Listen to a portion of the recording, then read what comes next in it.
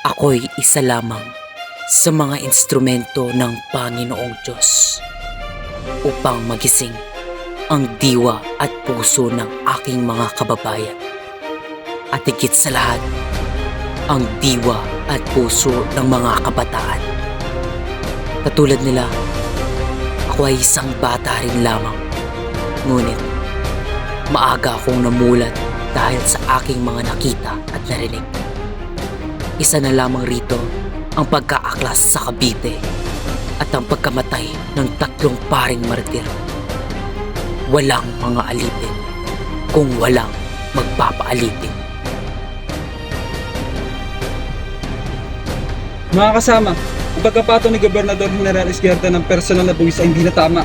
Samantalang hindi naman tayo dating saklaw nito. At ang ating mga pribilehiyo ay kanilang inaalis. Hindi ito makatarungan. Tama, isa pa rito ang sapit ng pagtatrabaho nating mga Pilipino. Kailangan na natin gumawa ng paraan.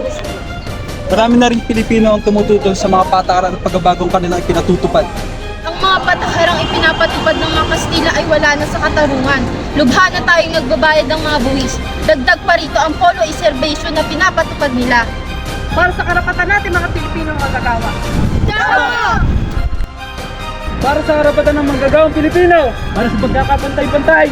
Sugod! Sugod! Avance!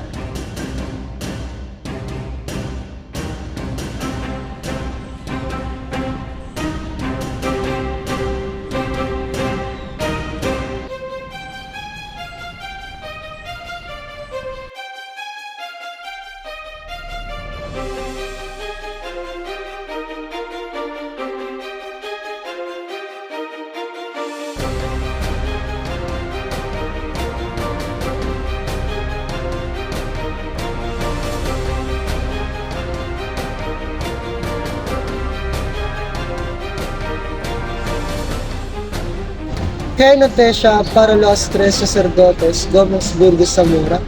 Hansedo arrestados es actualmente.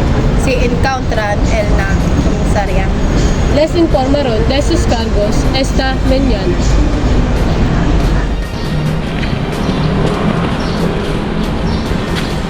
¡Atrápalo!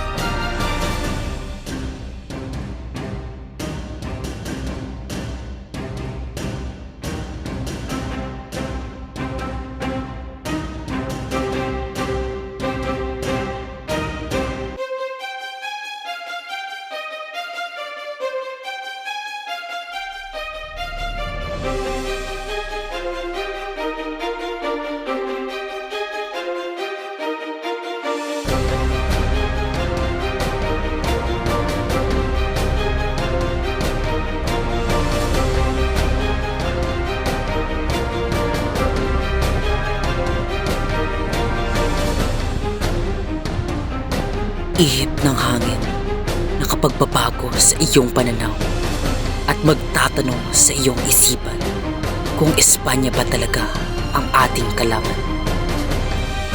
Solo mueres una vez y si no mueres bien, pierdes una buena oportunidad y no volverá a aparecer. Pagkatapos ng lahat ng pangyayari sa Cavite at sa 3 pare, tila na bago ang ihip ng hangin.